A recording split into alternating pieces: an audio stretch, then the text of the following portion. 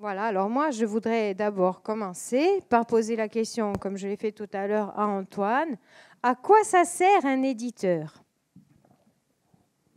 C'est bon? À rien. Oui, ça marche. À quoi ça sert un éditeur? C'est très compliqué. Alors l'éditeur, il a en charge tout un catalogue. Il a en charge la gestion, non pas des interprètes, mais des auteurs-compositeurs. C'est-à-dire que lorsque on va produire un titre, le premier travail, c'est le travail de l'éditeur, qui doit réunir les éléments sous forme d'un contrat. C'est-à-dire, on va établir un contrat entre l'auteur, le compositeur et l'éditeur, qui va ensuite transmettre ce contrat à la SACEM. Ça, c'est la première des opérations. Alors souvent en Corse, on ne fonctionne pas comme ça. C'est bien tardivement que l'éditeur va regrouper ce contrat. C'est-à-dire, on va d'abord passer en production, on va passer en studio, on va éditer et produire l'œuvre avant même qu'elle soit contractuellement établie. Les choses se sont bien améliorées depuis quelques années. Mais il est vrai que lorsqu'on a débuté, d'abord, on ne connaissait pas notre métier. Et il y a eu beaucoup d'erreurs qui ont été faites, mais qui ont été rattrapées depuis. Alors, l'éditeur, c'est aussi celui qui va gérer ce gros catalogue. C'est notre cas, puisqu'on a 40 ans d'existence et on a quelques milliers de titres à gérer. Et on est en permanence en relation avec la SACEM. Car bien souvent, ça arrive, il y a une erreur de gestion, c'est-à-dire qu'on a une difficulté, nous, la langue corse, elle n'est pas comprise par tout le monde. Et souvent, lorsqu'on fait un dépôt sur un titre, il se perd. Alors, ce n'est pas fait volontairement, mais c'est simplement fait que la personne qui va ressaisir le titre, eh bien, il manque un petit mot, et on n'a plus rien à voir avec le titre original. Donc, notre métier, nous, c'est de fouiller, de détecter l'erreur éventuelle et de se remettre en relation avec la SACEM. Alors là, c'est plus mon épouse Sylvia qui est en charge ce gros travail. C'est vraiment un travail colossal, d'éplucher les titres et de permettre aux auteurs-compositeurs de retoucher leurs droits, qui souvent sont perdus, sont dans une caisse. Le directeur de la SACEM vous expliquera ça ensuite. Les sous ne sont jamais perdus. On peut toujours retrouver traces et répartir. Voilà pour, en gros. Ils sont bons parce qu'ils ont cours à 4 heures. Hein. Ciao, après. Voilà pour le travail d'éditeur. Et c'est aussi la mission de faire vivre le plus longtemps possible une œuvre. Voilà, ça c'est, je pense, le plus important dans le métier d'éditeur, qui se doit de faire vivre l'œuvre, voilà, de ne pas oublier l'œuvre.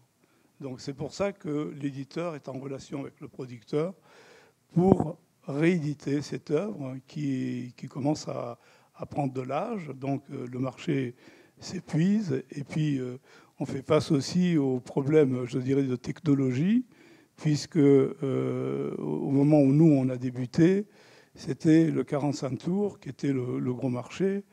Ensuite est arrivée la cassette, parce que les Corses n'écoutaient pas tellement la musique chez eux à la maison, mais plus souvent dans la voiture. Donc une très grosse consommation de cassettes. Et puis tout doucement, ils ont découvert ce qu'on appelle la haute fidélité, la stéréo, et on a commencé à avoir du plaisir à écouter la musique à la maison. Jusqu'au jour où, comme Patricia l'a bien expliqué, il y a eu effondrement du marché, je dirais, du vinyle. Il a fallu faire face. Je sais que nous, on a détruit à peu près 40 000 albums d'un coup. On ne vendait plus rien. Les Corses étaient toujours en avance au niveau national et il leur fallait la dernière des technologies. Et donc, c'était le CD, à l'époque, il a fallu remplacer tous ces vinyles par des CD. Donc, c'était un énorme investissement. Voilà. Et aujourd'hui, on est sur un autre support qui a été élaboré, qui est le support d'Internet. Voilà, je vais donner la place. Voilà, Christophe McDaniel, je suis compositeur. J'ai travaillé longtemps chez Antoine Léonardi en tant que technicien et arrangeur. Alors, moi, je pense que le métier d'éditeur, au départ, c'est pas ça du tout. Le métier d'éditeur, avant, pour garder la musique, il fallait l'écrire, et pour la diffuser, il fallait l'éditer en papier. C'est-à-dire, il y avait quelqu'un qui écrivait des notes de musique et qui écrivait toutes les partitions, et il y avait ce qu'on appelait des scores ou des livrets qui étaient vendus pour être joués. Bon, ça remonte à 2 siècles à peu près. Bon.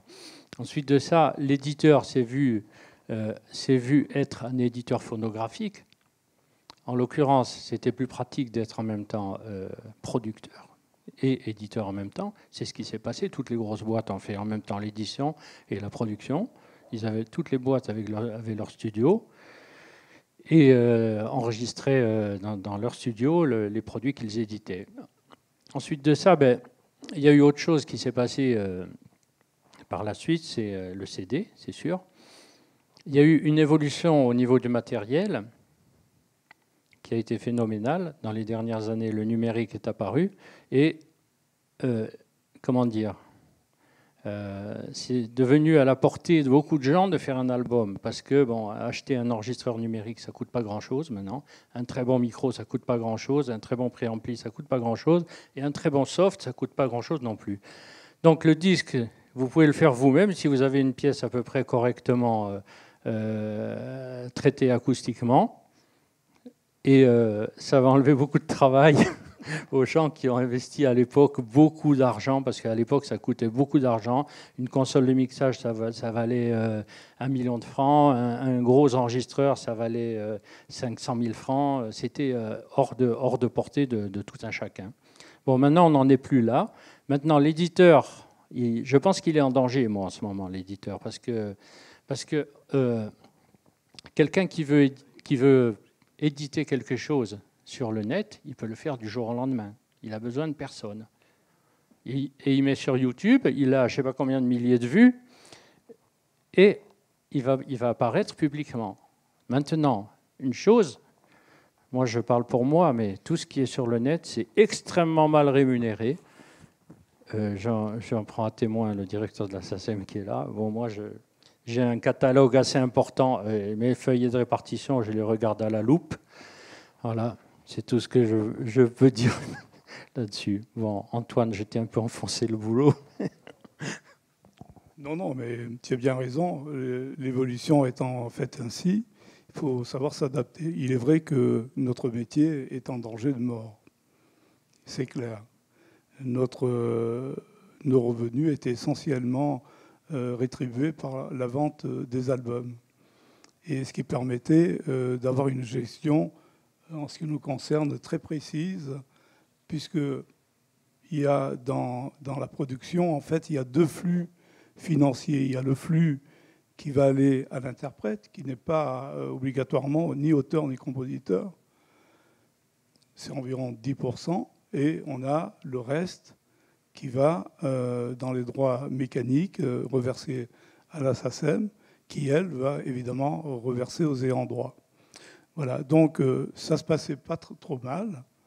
Et il est vrai que le cumul des 2 métiers, producteur et éditeur, permettait d'avoir 2 tuyaux d'alimentation et permettre, en fait, de créer en permanence, de permettre aux artistes d'exister, d'avoir une discographie.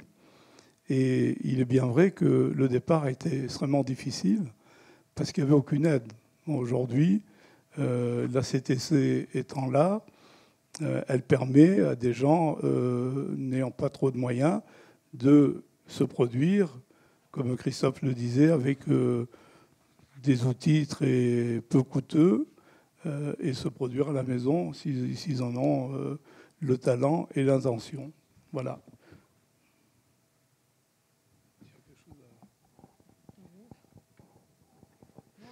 Salut à tutti. Donc, moi, je suis. Alors, c'est à la fois très compliqué et très simple pour moi. Très compliqué parce que je suis donc du départ de l'action jusqu'à l'arrivée. Donc, auteur, compositeur, éditeur, producteur, distributeur. Voilà. Donc, nous avons une société qui s'appelle Corsiganto. Qui est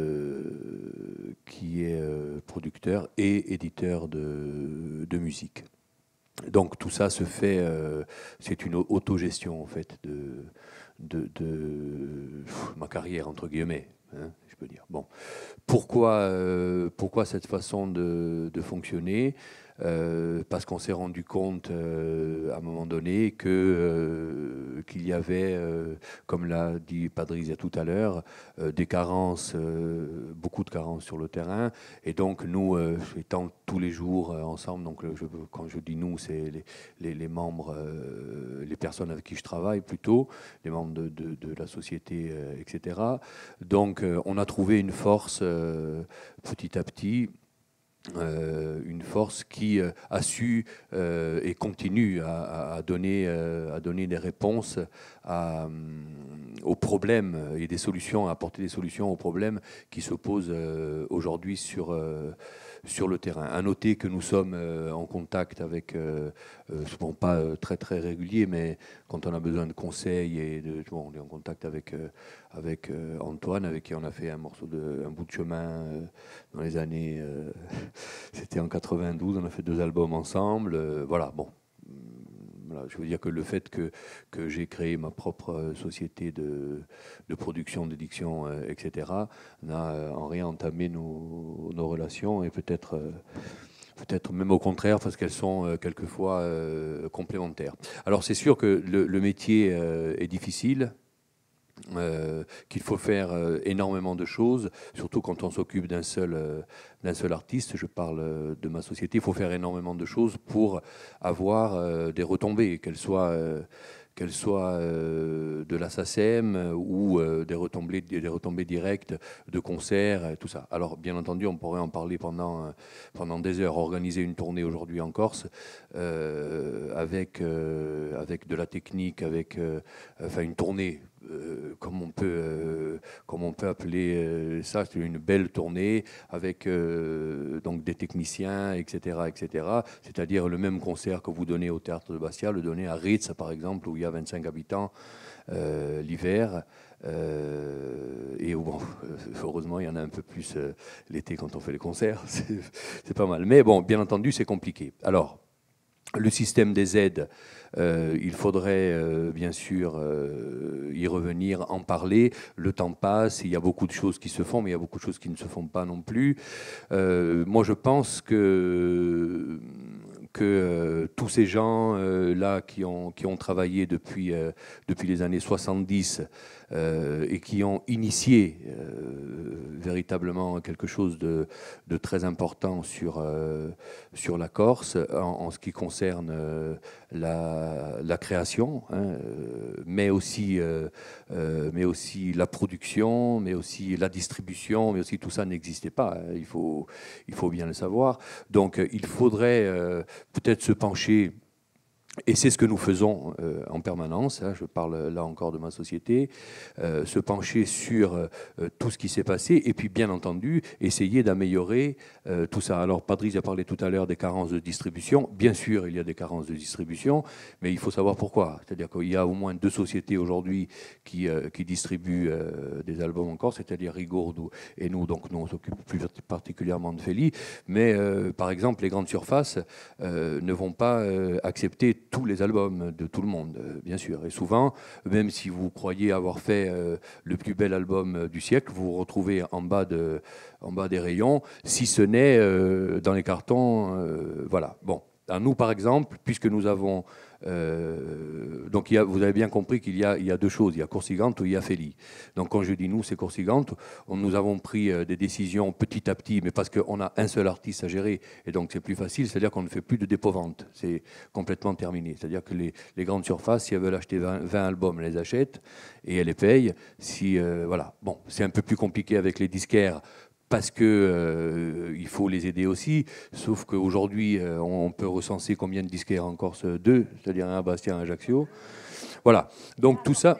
Il y a un Corté, oui, pardon. Eric Accorté, qui est magasin de musique et tout ça. Mais qui, bien entendu, à qui, bien entendu, bon, on peut faire quelques facilités, mais voilà, donc tout ça est très compliqué. Il y a bien sûr le net.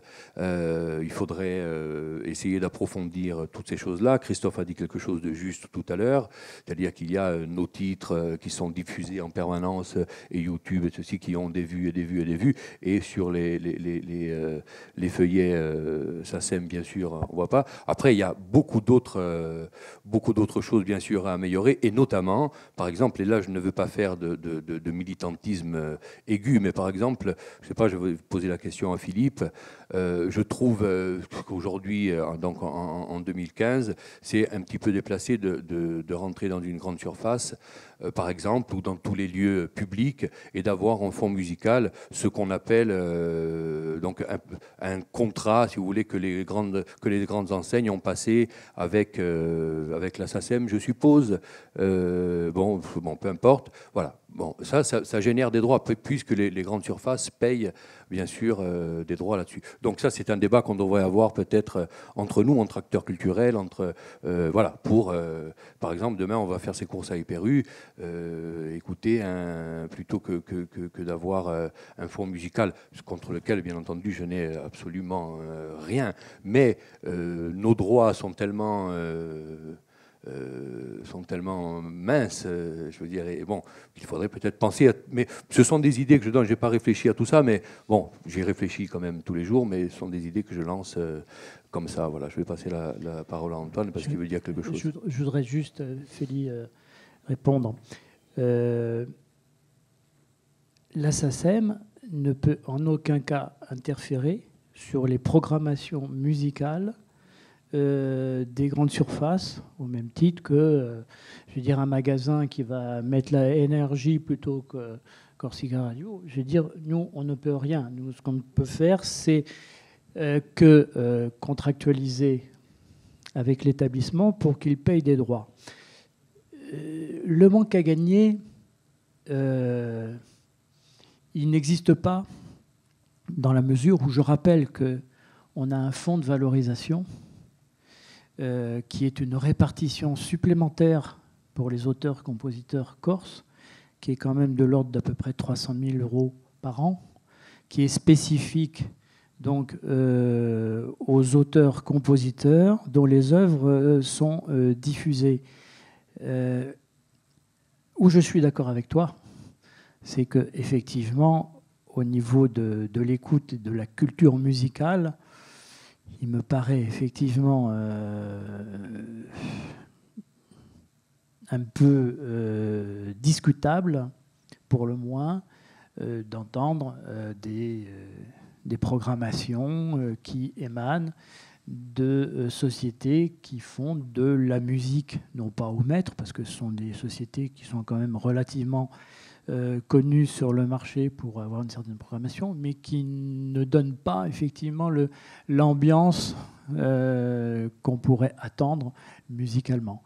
Mais ça, comme je le disais en préambule, nous, on ne peut pas intervenir. Est-ce que tu as une idée de ce que ça représente en droit sur un an, par exemple, la diffusion dans les grandes surfaces de ces fonds musicaux?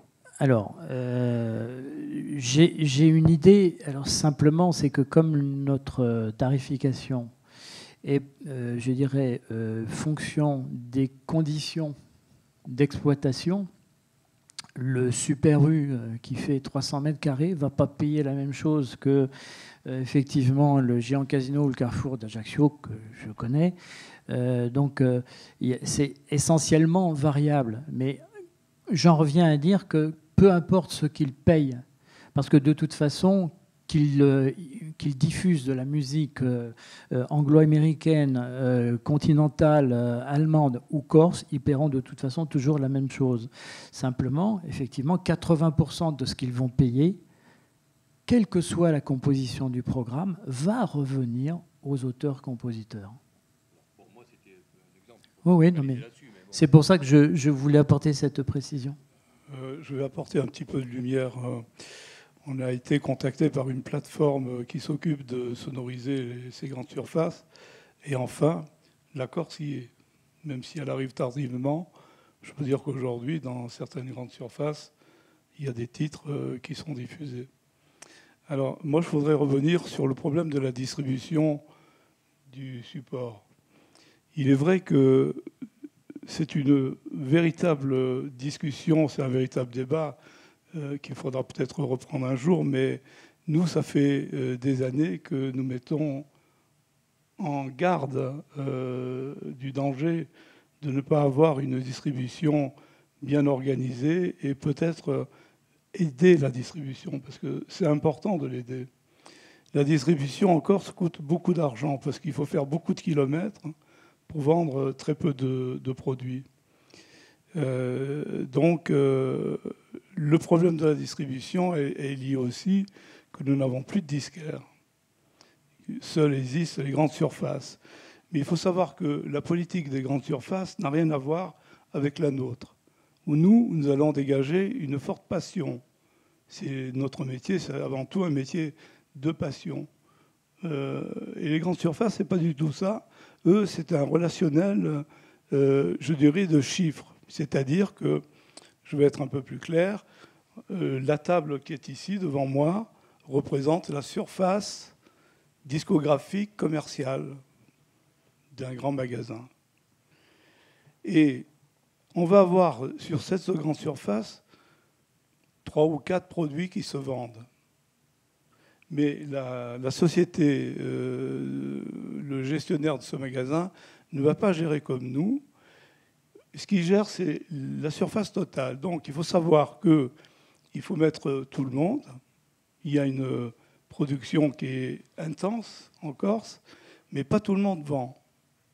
Donc, à un moment donné, même ceux qui vendent vont se retrouver confrontés à ce problème, qui est un problème non plus de détail de ce qui vend ou ce qui ne vend pas, mais là, c'est la référence de la table.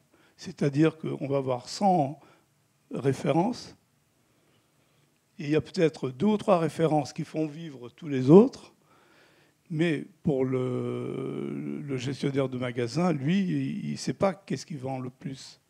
Lui, ce qui l'importe, c'est cette table doit rapporter tant. Et à partir du moment où cette table ne rapporte pas le chiffre, eh bien, tout doucement, ce que nous représentons, nous sommes dans une pente infernale, puisqu'on va enlever cette surface qui était au départ accessible à tous, bien placée, et au fur et à mesure de la dégringolade, on l'écarte, et aujourd'hui, dans la grande surface d'Ajaccio, où on fait encore un chiffre assez important, je dirais, le disque se trouve vraiment au fond, à droite du magasin, c'est-à-dire dans un lieu où personne n'accède. Voilà. Là est la vérité, là est le gros problème. Et nous, on avait soulevé ce problème, pas maintenant, ça fait 10 ans qu'on en parle, ça fait 10 ans qu'on fait des rapports à la CTC pour dire, voilà, venez en aide. Il ne faut pas venir en aide seulement à la création, car ça ne sert à rien de créer si ensuite il n'y a pas le diffuseur. Le diffuseur est aussi important, si ce n'est plus, que le producteur. Voilà. Moi, je pense que c'est le plus important, le diffuseur. Que ce soit le diffuseur de produits finis ou de spectacles, ça, c'est le plus important. Et là est le gros problème de la Corse. Oui, voilà, hein, donc un problème de diffusion. La diffusion, il faut savoir qu'elle se fait aussi à travers les concerts et qu'actuellement, c'est dans les concerts qu'on vend des albums. Hein. C'est plus que dans les grandes surfaces. Donc voilà, tout ça, ça demande justement une politique qui s'intéresse globalement à la situation et qui analyse vraiment en profondeur le problème. Michel, tu as quelque chose ? Merci. Non, je disais aussi qu'il faut une aide aussi, parce qu'on ne parle pas des aides de la CTC qui ne sont maintenant plus du tout...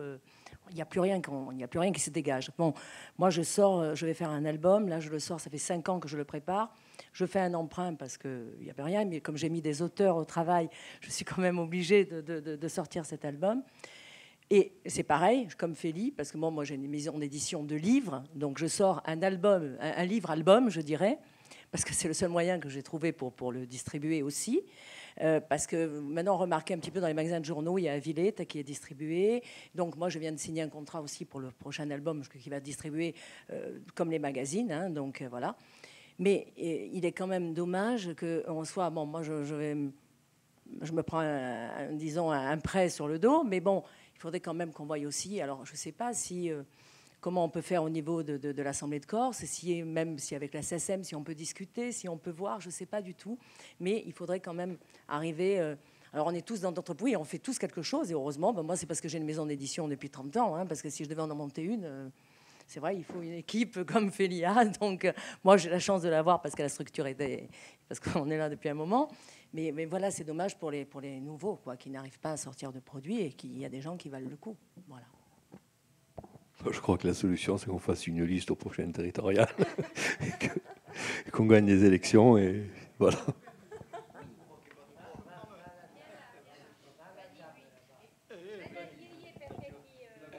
E perché ce l'ha bene qui? Si muove qui. Bon, se tu vuoi. Allora, io ho dato appena un pochi d'affari qui, et effectivement, tu m'as tendu la perche en parlant de la région. En ce moment, vous avez vu certains élus, mica doute, allez, ont baissé les crédits dans les associations culturelles, ont très souvent critiqué aussi les créateurs corses.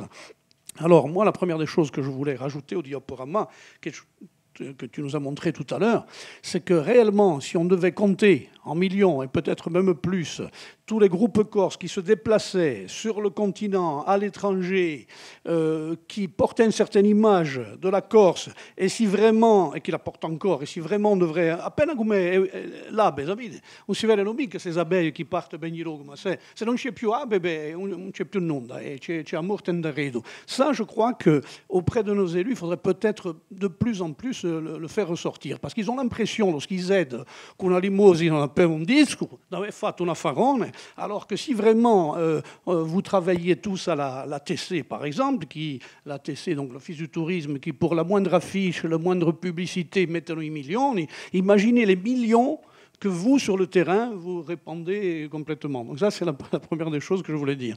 Donc, c'est tout travaillons dans tout terrain.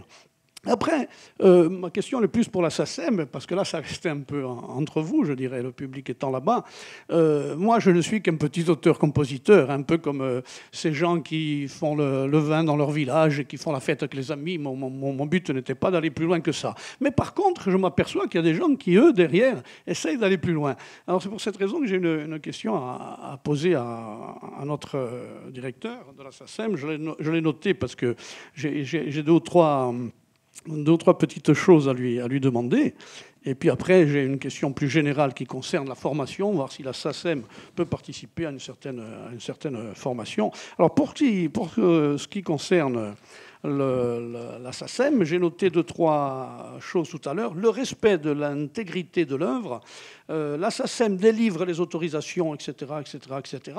J'aimerais juste lui demander jusqu'où ça va, cet aspect-là de délivrer des autorisations, etc. Parce que moi, par exemple, sur les 2 disques que j'ai fait avec des gamins, c'est des chansons enfantines, une chanson qui s'appelle Liberta a été traduite en breton et chantée, paraît-il, dans toutes les écoles bretonnes. Une autre, elle a été traduite aussi, on ne m'a jamais rien demandé. Une autre, tiens, dernièrement, peut-être vous connaissez le groupe, alors que les choses soient claires, hein, si je dis ça, ce n'est pas pour m'attaquer à tel groupe, au contraire, tant tout meilleur. Hein. Un groupe Bande à part, par exemple, qui sont des jeunes chanteurs qui ont repris Liberta. Moi, je suis au courant de rien, j'ai jamais su... Donc, je veux dire, est-ce que, à la limite, je vous renverse la question, moi je prends 12 chansons, je fais mon disque. Je n'ai aucune demande à faire à qui que ce soit. La preuve, j'en suis le... Vous voyez. Et puis je peux même vous dire aussi, parce qu'on parlait tout à l'heure de l'audiovisuel, c'est qu'il y a beaucoup de gens qui utilisent, et c'est normal, hein, et moi le premier, des disques pour mettre sur des films, etc. Il y a rarement soit une demande, soit la SACEM qui nous fait un petit rappel à l'ordre. Par exemple, là, au Parc Gallet, en ce moment, il y a pas mal de publicité sur le Parc Gallet. Ça fait des années qu'on passe un de mes films, et pas spécialement pour mon film, on ne m'a rien demandé d'ailleurs, mais il y a des musiques qui ont été faites par des gens, et ces musiques passent, et les gens payent 8 € l'entrée au Parc Gallet pour voir des films qui passent à l'intérieur. J'ai rencontré dernièrement un jeune sur Bastia, par hasard, qui m'a dit « Mais moi, j'ai des images au Parc Gallet ». Qui sont mes images à moi. Comment se fait-il que dans le système lui-même, que ce soit la SACEM ou autre, bon, pour le film, c'est peut-être délicat pour vous de contrôler, mais lorsqu'un groupe de musique prend une chanson et la ressort, il est bien obligé de déposer, je suppose, à la SACEM un quelconque dossier, rien.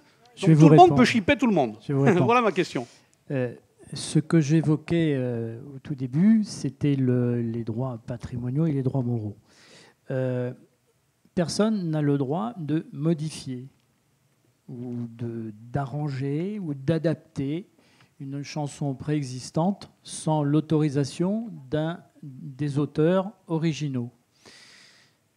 Reprendre une musique sans la modifier, sans au niveau... Non mais quand on... C'est arrangé. Ce qui est un peu différent, si vous voulez. Normalement, effectivement, s'il y a un réarrangement qui est effectué sur une musique originale, les arrangeurs, qui doivent être membres de la SACEM, doivent solliciter l'autorisation, effectivement, au compositeur original.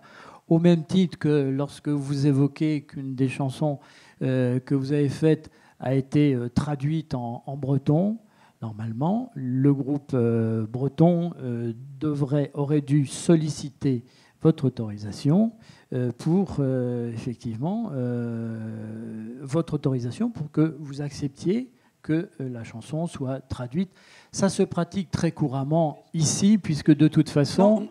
Moi, ma question, c'est est-ce que la SACEM, de son côté, vérifie? C'est pas. Alors, par exemple, je vous citais Bande à part. Oui. Bon, non seulement ils m'ont rien demandé, mais vous me répondez apparemment ils n'ont rien changé. Mais est-ce que vous, au moment où vous déposez, puisqu'il y a la SDRM, il y a le reste, donc vous voyez passer ce genre de chanson, c'est une chanson qui existe comme d'autres. Est-ce que vous faites votre travail inverse de vérifier si les gens qui vous déposent ce genre de choses ont l'autorisation ou pas? Parce que c'est aussi une défense. Vous êtes là pour nous défendre. Oui, tout à fait. On ne peut pas contrôler. Demain, ça s'est passé ici et je l'ai su par hasard, mais ça peut se passer de l'autre côté de la planète. Ce n'est pas nous qui allons vérifier là-bas si quelqu'un a pris une de nos chansons. Si, obligatoirement, vous touchez des droits. Alors, il faudrait la différencier. Il faudrait mettre bande à part. Parce que moi, elle y est en tant que libertin, mais il n'y a rien de marqué. Vous touchez... Oui, mais ça peut être... Voilà. Vous avez touché des droits obligatoirement à partir du moment où ils ont enregistré et fait un dépôt auprès de la SDRM pour pouvoir effectivement faire un nouveau disque. À mon avis, vous avez des droits sur votre feuillet de répartition, donc à vérifier, à mon avis, il n'y a pas de souci là-dessus. Alors. Mais ça, de toute façon, ils l'ont forcément déclaré. Ils ont forcément déclaré à la SDRM le titre, ils mettent l'auteur, compositeur, originaux. Mais ils ont... Non. Après, si vous voulez, il ne faut pas non plus, je crois, prêter... Oui, alors, pour répondre totalement à votre question, pour répondre à votre question, comme vous l'avez vu, il y a à peu près 150 000 dépôts par an. Nous ne pouvons pas, si vous voulez, contrôler systématiquement s'il y a eu un arrangement sur une musique, s'il y a eu une déformation. On ne contrôle, si vous voulez, qu'un dépôt d'une musique qui va être avec un titre différent. Et nos services musicaux, avec une certaine sténo, ce qu'ils appellent la sténo musicale, vont voir s'il y a des similitudes.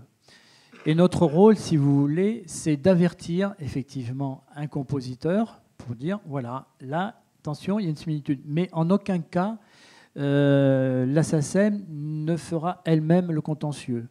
Elle vous avertira simplement, effectivement, s'il y a communément appelé un plagiat. Tout ce qui concerne une modification d'adaptation pour le texte ou d'arrangement, alors à ce moment-là, effectivement, les auteurs doivent vous solliciter. Si il y a quelque chose qui se passe, à vous de nous alerter en nous disant, voilà, tel groupe breton a traduit en breton ma chanson sans autorisation. On interviendra auprès de ce groupe, mais pour répondre à votre question, on n'a aucun contrôle systématique parce que de toute façon, matériellement, ça serait impossible. Vu le nombre d'œuvres qui sont déclarées chaque année, ça aurait un coût disproportionné. Oui, je rajouterai quelque chose. Lorsque l'œuvre est déposée, si quelqu'un la prend sans ton autorisation, normalement, la personne va payer tout de même les droits. Et ces droits te seront reversés par la SACEM. Donc c'est à chacun de faire un peu la police, malheureusement. On ne peut pas demander à la SACEM ou à un éditeur ou à un producteur de contrôler dans le monde entier si l'œuvre n'a pas été piratée ou volée. Avec l'informatique aujourd'hui, mais non, il doit la déposer. Il n'y a rien. Il n'y a rien qui nous indique. Alors nous, on a eu pas mal de petites procédures qu'on a déclenchées pour des œuvres qui ont été piratées et qui n'ont pas été déclarées. Voilà, donc là, dès que nous avons connaissance de cette tentative, immédiatement, nous faisons une attaque. La SACEM est là pour confirmer que l'œuvre appartient bien à X et non pas à Y.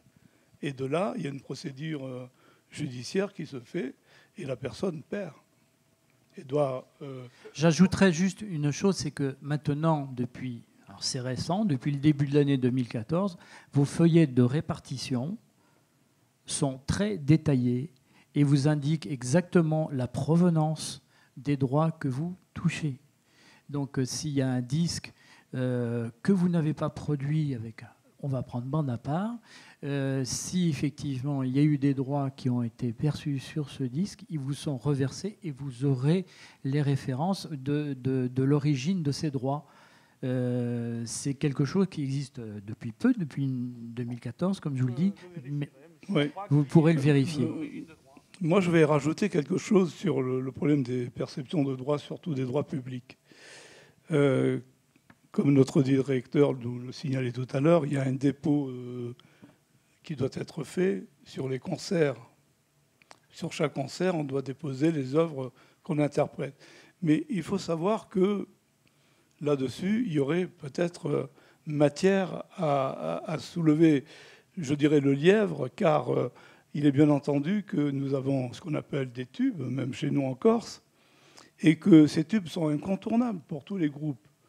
Donc ils vont interpréter ces tubes, mais ils ne vont pas les déclarer, parce qu'ils vont faire des déclarations qui vont les concerner eux, puisqu'ils sont eux-mêmes auteurs-compositeurs. Donc s'ils font un concert, ils ne vont pas déclarer les titres de Pierre, Paul ou de Jacques, ils vont déclarer... Alors là, il y a un problème. Voilà. Là, je soulève un problème. Antoine, oui, ça peut se produire. Simplement, ce que je veux dire, c'est qu'on a, rien que sur la Corse, comme vous l'avez vu sur le slide, on a plus de 500 concerts. Nous sommes 2 personnes assermentées. Tu te doutes bien qu'on ne peut pas effectivement contrôler tout ça. Par contre, il m'est arrivé aussi, ici, d'avoir un représentant d'auteur-compositeur qui me disait, voilà, tel groupe joue et interprète des chansons et a priori elles ne figurent pas. Donc on a été amené effectivement dans un cas précis à contrôler le programme des œuvres qui étaient normalement présentées au public. On peut le faire ponctuellement de manière exceptionnelle. On peut par contre pas le faire systématiquement parce qu'on n'en a matériellement pas les moyens. Je le comprends bien, mais ça représente une énorme lacune de retour aux ayants droit. Oui, après, je comprends que ça peut arriver. En même temps, Patrice le disait tout à l'heure, 97% des compositions sont des compositions corses. Les interprètes et les groupes sont souvent, pour ne pas dire toujours, auteurs-compositeurs de leurs œuvres. Je veux dire, quand Feli ou Patrice ont un tour de chant, ils nous déclarent les œuvres qu'ils chantent. À partir de là, on a le titre de l'œuvre, on a l'auteur, le compositeur, l'éditeur. On pourrait avoir le problème que tu exposes dans le cadre de groupes qui feraient éventuellement des reprises dans des pianos-bars et des choses comme ça. Là, je t'accorde que ça pourrait se faire. Mais ça reste, je pense, à mon sens, assez marginal malgré tout par rapport économiquement aux droits qui sont collectés. Marginal dans le temps, je dirais non quand même. Hein, car l'avantage de nos titres, par l'expérience, on ne fait pas de grosses ventes, mais ça dure. C'est-à-dire que les titres qui ont 40 ans se vendent encore aussi bien aujourd'hui. Et ce sont des tubes incontournables. Donc pour avoir assisté il n'y a pas longtemps à un spectacle à Ajaccio d'un groupe, que je ne citerai pas, qui a chanté ces titres, mais qui à un moment donné a chanté les tubes des autres. Et la réaction était, on s'imagine, voilà, 2 titres. Ouais. Et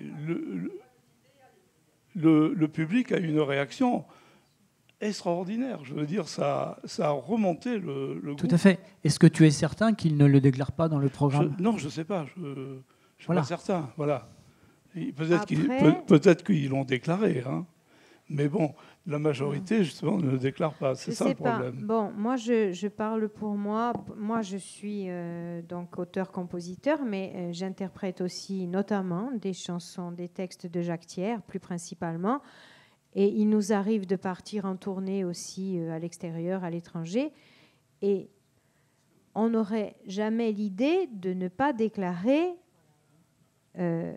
un texte qu'on interprète de Jacques Thiers. Parce qu'après, c'est aussi une question d'honnêteté. Je veux dire, un auteur vous fait l'honneur de vous confier son texte. Je crois que, bon, il faut être honnête aussi avec le métier qu'on fait. Je veux dire, c'est une question de respect aussi.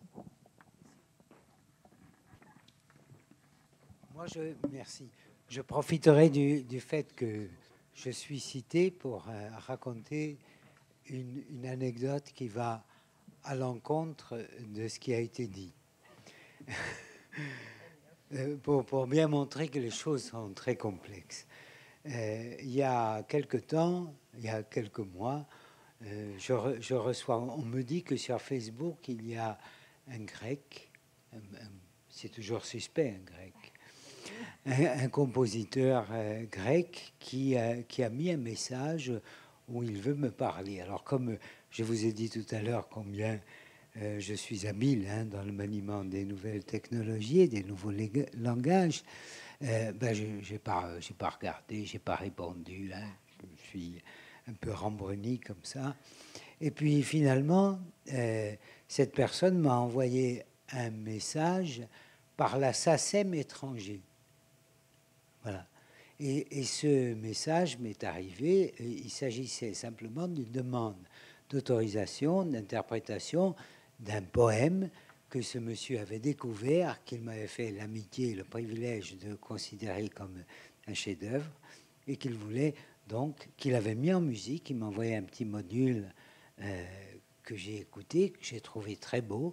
Il avait traduit donc en grec, et il était interprété par quelqu'un qui chantait très bien, un homme, et il me disait... Maria Farandouri. Non, alors voilà, il me disait aussi,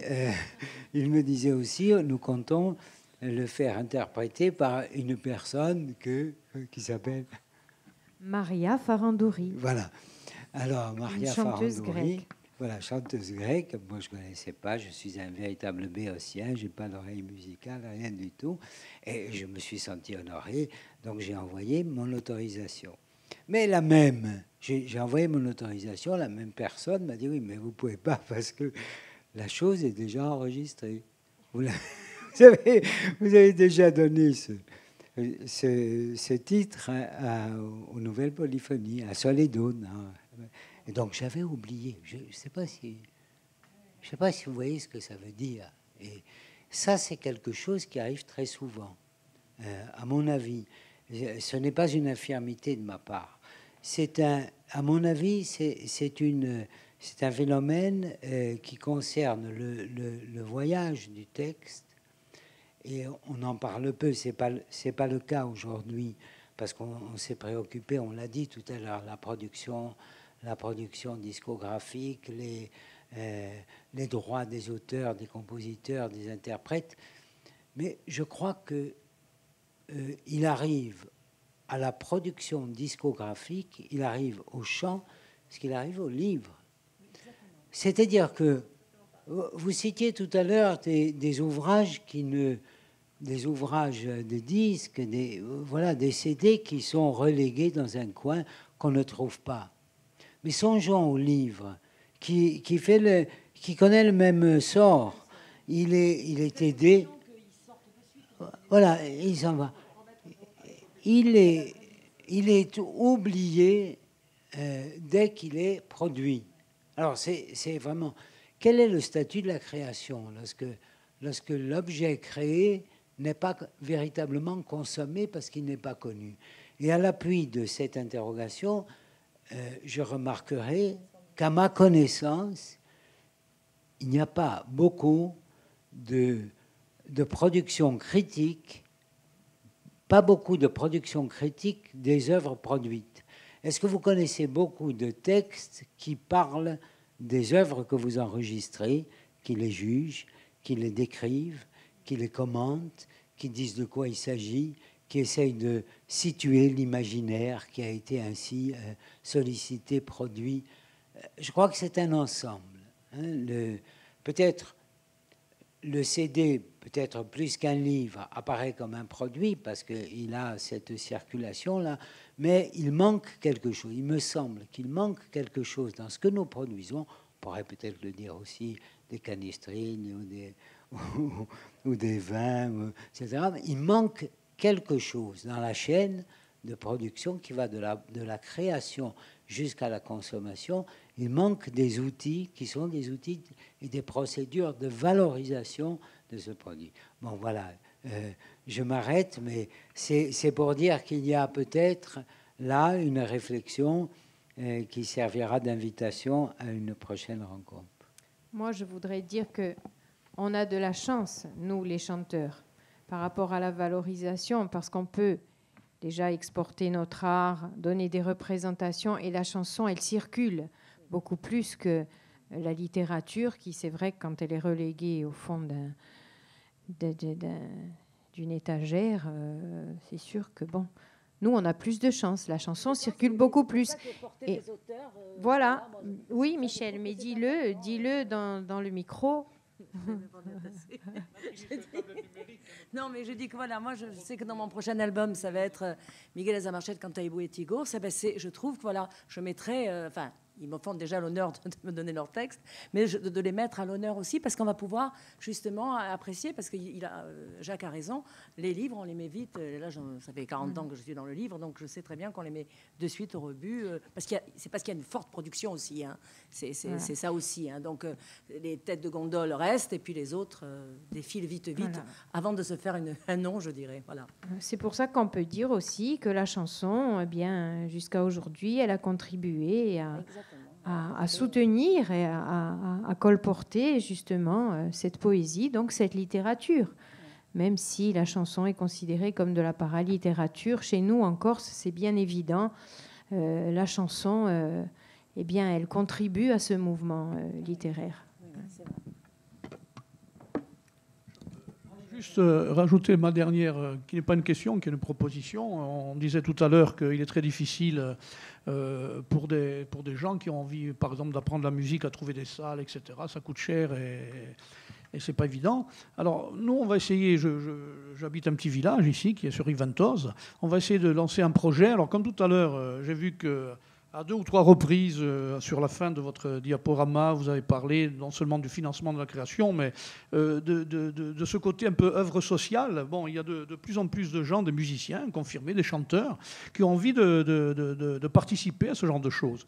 Et je voudrais savoir si, imaginons que demain on réalise sur Riventós ou Café di Agricultura, où on invite une fois par mois un musicien, un chanteur, un créateur.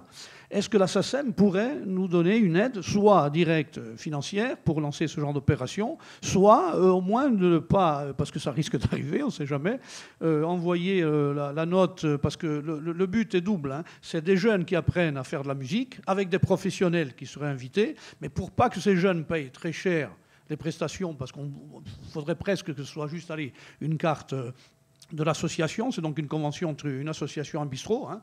Et d'ailleurs, c'est comme ça que peut-être pas mal de gens ici, quand on était jeunes, on a appris à faire de la musique. C'est dans les bistrots qui étaient des maisons des jeunes et de la culture avant qu'il y ait ce genre de choses importées, je dirais.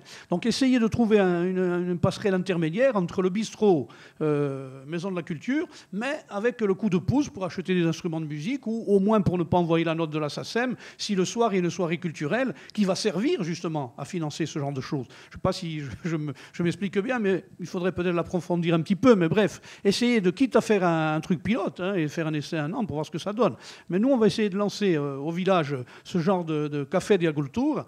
On va essayer d'inviter des gens, des guitaristes, des chanteurs qui vont venir au moins 1 à 2 fois par mois montrer à des jeunes, transmettre leur savoir. Mais on se demande quel type d'aide on peut avoir. On a pensé à la mairie du coin, bien sûr, le bistrot qui, lui, évidemment, mettra à disposition gratuitement les locaux, et pourquoi pas la SACEM. Donc je vous pose la question. Alors, je vais répondre à votre question. Simplement, en préambule, vous avez parlé des œuvres sociales. Quand je parle sur le diaporama des œuvres sociales, ce sont les œuvres sociales des auteurs-compositeurs. C'est les auteurs qui, pour eux, les vieux auteurs qui sont à la retraite, voilà. Ça n'a rien à voir avec l'action culturelle. Et c'est l'objet de votre question, c'est l'action culturelle. Oui, mais on n'est pas dans le social. On n'est pas dans le social. Sachez une chose, c'est que la gestion collective des droits fait en sorte que nous ne pouvons pas prendre position et définir une absence de collecte des droits à titre individuel. Les auteurs-compositeurs, je vous explique, les auteurs-compositeurs dont les œuvres seront jouées au cours de vos soirées. Il n'y en aura pas qu'un, il y en aura plusieurs. Statutairement, vous êtes auteur-compositeur, vous avez signé pour dire que vous apportez l'apport de toutes vos œuvres et qu'en aucun cas vous renoncez à vos droits. À partir du moment où les auteurs-compositeurs adhèrent à ces statuts, moi, je ne peux pas aller à l'encontre de la signature de ces statuts. Donc il ne peut pas y avoir d'autorisation gratuite ou d'absence de droit. C'est statutaire, hein, je veux dire, ça... Non, mais j'ai précisé tout à l'heure que le 21 pour la fête de la musique, et je le redis, nous ne percevons pas de droit dans la mesure où il n'y a pas de cachet artistique qui soit versé et qu'il n'y ait pas de budget de dépenses avec un seuil, je crois, qui est de 600 € pour la soirée. Autrement, nous percevons des droits. Oui, à l'origine, je fais juste une petite parenthèse, à l'origine, la fête de la musique, et je m'en suis déjà exprimé en d'autres lieux, je veux dire, c'était Lang, hein, c'est 1985, c'est tout le monde qui descend dans la rue, et c'était la fête de la musique et des musiciens amateurs. Maintenant, la fête de la musique est devenue très professionnelle. Les communes font venir des artistes, etc. Donc, il n'y a pas d'autorisation gratuite parce que nous n'avons pas la possibilité, statutairement, de prendre une décision à la place d'un auteur-compositeur. Donc il y aura toujours une perception, une collecte de droits en fonction des conditions d'organisation. Je veux dire, on a des forfaits aussi qui sont assez bas, je veux dire, par rapport aux services rendus par la musique. Après, dans le cadre de l'aide que la SACEM, que votre société pourrait apporter, il y a des définitions d'action culturelle qui sont prises chaque année. Il faut voir aussi si ça peut rentrer dans ce cadre-là. Moi, je suis bien évidemment favorable. Encore faut-il effectivement que ça rentre dans le cadre des définitions de l'action culturelle chaque année. Au même titre que tout à l'heure, on parlait d'aide de la SACEM et on parlait de disques. Je veux dire, nous n'avons pas des aides forcément ponctuelles, mais il faut savoir, et là j'incite bien évidemment les auteurs, compositeurs et autres à aller sur le site de la SACEM. Je veux dire, il y a toutes les aides qui sont indiquées sur le site de la SACEM. Il faut savoir qu'un artiste, auteur, compositeur, interprète, par exemple, peut bénéficier d'une aide à l'autoproduction pour son premier et ou son deuxième disque, aide qui est définie en fonction je veux dire, de critères purement artistiques au niveau national. Encore faut-il, je veux dire, nous avons des aides. Alors oui, nous avons une information peut-être plus ponctuelle à faire, comme je le fais dans ce cas-là, mais encore faut-il aussi qu'on aille chercher cette information qui est disponible sur le net, qui est un outil presque pour tout le monde accessible.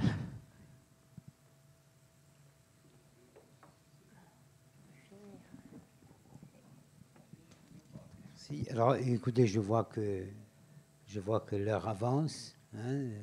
Il me semble que l'échange a été nourri. Il faut remercier l'ensemble des participants d'avoir réagi avec autant d'intérêt et de pertinence aux propos liminaires de M.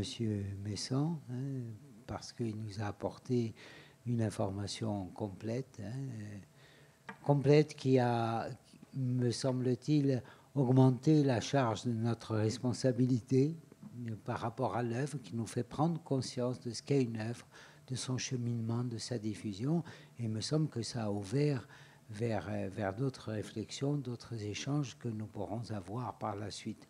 Je pense en particulier à un aspect qui a été évoqué tout à l'heure et que nous n'avons pas le temps de traiter ou que nous traiterions de manière trop rapide, c'est celui des lieux de cette diffusion, de l'équipement de ces lieux, du fonctionnement, de l'animation.